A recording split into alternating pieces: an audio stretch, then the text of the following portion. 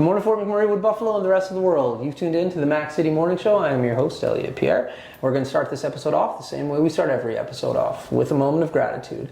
I know that you could be doing a million other things with your time, and the fact that you spend it with us truly does mean the world to me. So thank you. On that note, Tanner, hit him with the intro.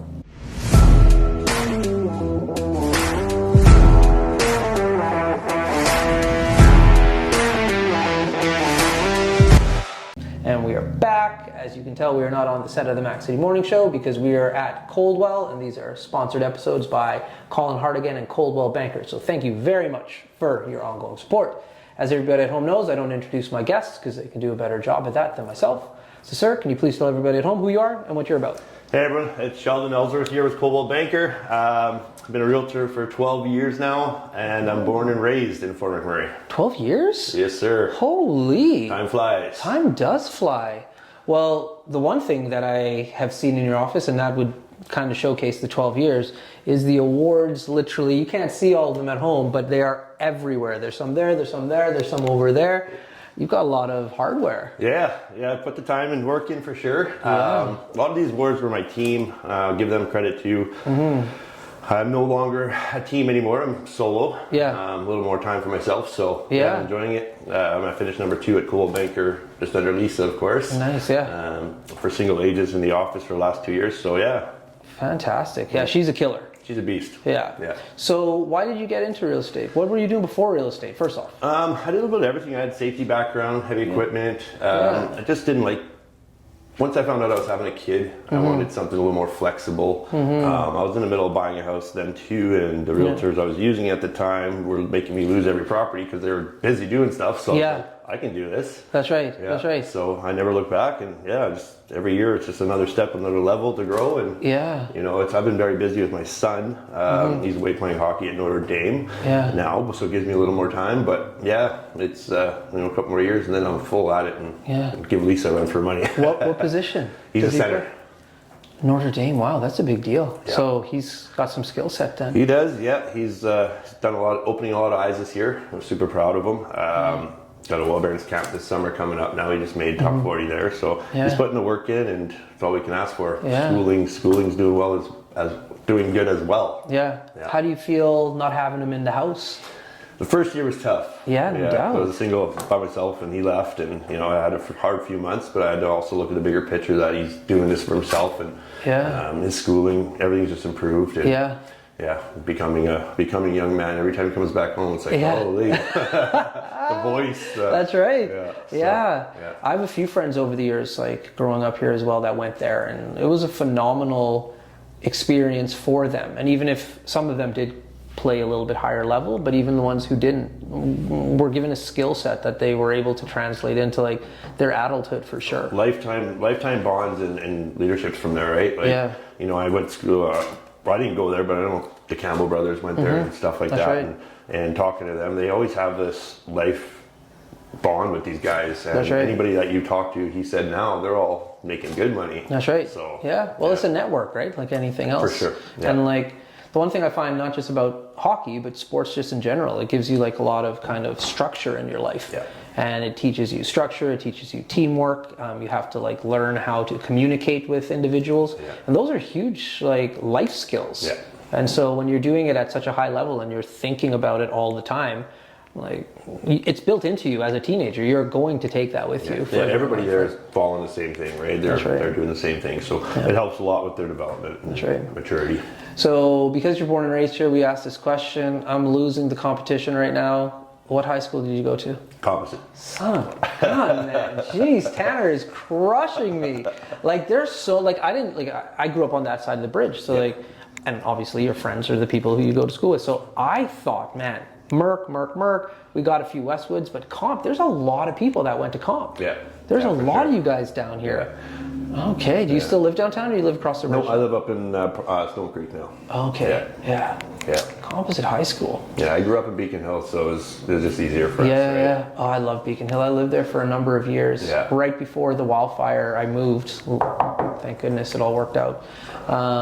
Beacon Hill is such a gem of Fort McMurray. Just quiet and so beautiful, quiet. And I have a few friends who have recently moved there. Like they were living on like the north side of the bridge, but they could get a brand new house for a little bit cheaper than what they could afford in Timberlake. that side, yeah. And the lot sizes are there. You can't go wrong. More mature. Yeah, and it's quiet.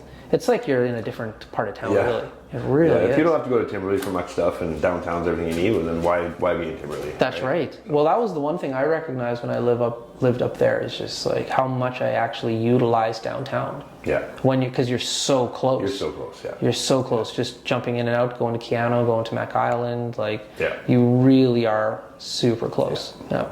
So you like to travel a lot. I'm always gone, yeah. So where are your go-to spots? As lame as this is, I like Mexico probably the best. Okay. I've been to quite a bit of places, but it's just consistent. I'm very picky with food, and that's kind of where I kind of nest too. Okay. Yeah. So like when you say you're picky with food, what do you mean? Like the quality of food, or like do you eat the same kind of meals? I'm pretty simple, yeah. I Okay. kind of eat the same stuff. Texture for me is a big thing. I don't like trying a lot. I don't eat seafood or nothing, so my options are limitless. Okay. And besides there, I mean, my parents live in Vegas, so I go there quite a bit. Or my new girlfriend now, my parents are in Florida, so I'm sure we'll be traveling there too. Yeah. So, well, how did your parents end up in Vegas? I don't know. They just bought a place there years ago, and that's kind of where That's so cool. they destined to. Yeah. Yeah, they don't like the cold weather anymore. So. No, like nobody. Well, I don't mind the cold weather, but like we are on a different level of cold up here. Yeah. Like it's still cold. Yeah. It's still cold here in the winter. Like we're not going to get into any controversy about global warming, but I'll tell you, it's still cold in Fort McMurray in the winter. Not as cold as when we grew up. We don't have those long stretches, but it's still cold. It's a different beast. Yeah. You kind of get adjusted to it, but I mean, you're right. It's not comfortable. Yeah. So what do you equate your success in real estate to?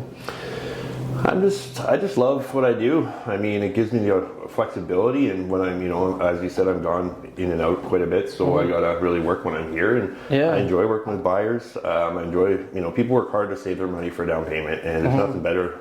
There's no better feeling than getting them what they want, knowing you get a deal. Yeah. I like to pride myself with probably being one of the toughest closers. So I mean, if you ask Colin, he says the same thing. How do you do it? I just get it done. I pay attention to what clients want, and I'm not wasting their time showing them stuff they don't want to see. Yeah. Because then I'm wasting my time too. That's right. So detail. How do you identify that? It's always blown my mind when real estate agents can do that. Because as a buyer, sometimes you want to see it all, but seeing it all, like you said, is a complete waste of time. Yeah. And so, but then some agents won't show you enough, and you feel like they're not like really going hard for you. Like, how do you find that balance? Yeah, so I mean, when you first meet them, you kind of got to work with them, get them out, show them a couple different things out of their price range. You know, first one's usually a feeler outer. Yeah. And then it's like, okay, guys, we've looked at this, we've looked at that. Yeah. What do you want? What's your goals, and what do you need from a house? And then we sit down, go through a list. And a lot of times, like if they send me something, like you're not gonna like it, and they trust me. That's what they're hiring me for. So instead of wasting their time showing a bunch of stuff, I'll go check the property out prior sometimes. Yeah. And let them know, hey guys, too much work. It's not what you're looking for. You wanted a big kitchen. You wanted a big basement. This doesn't have it. That's right. That's right.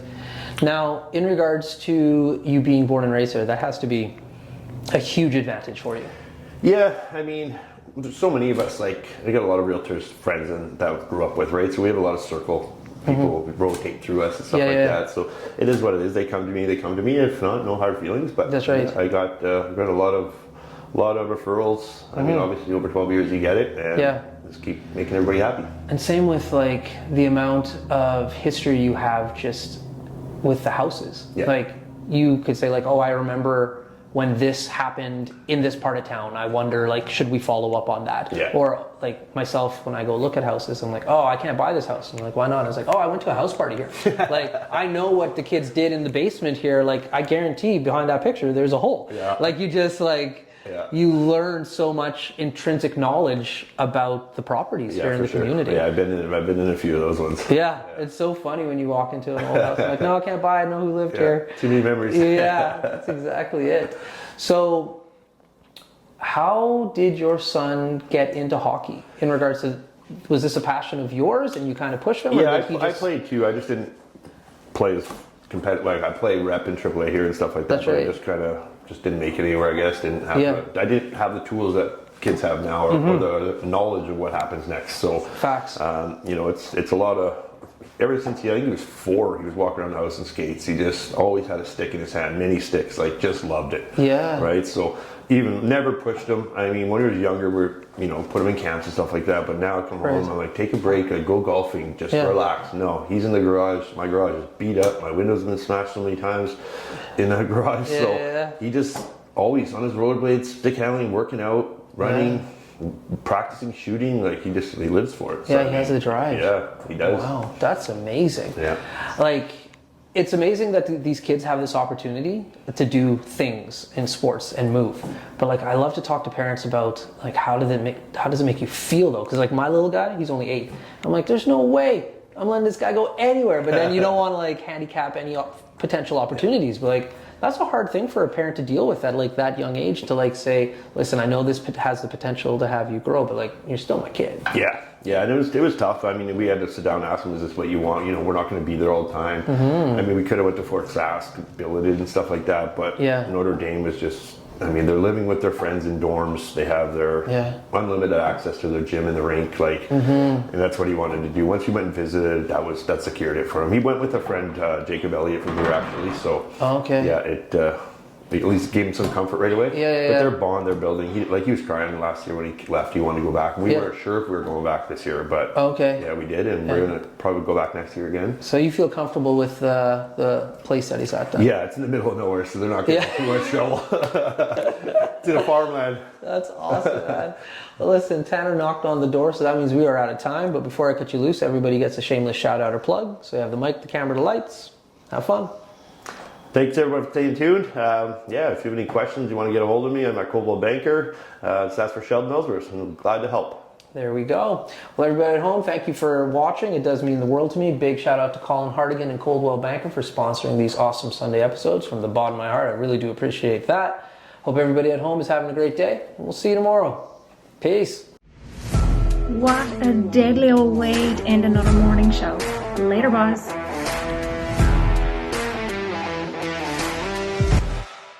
So ballistic!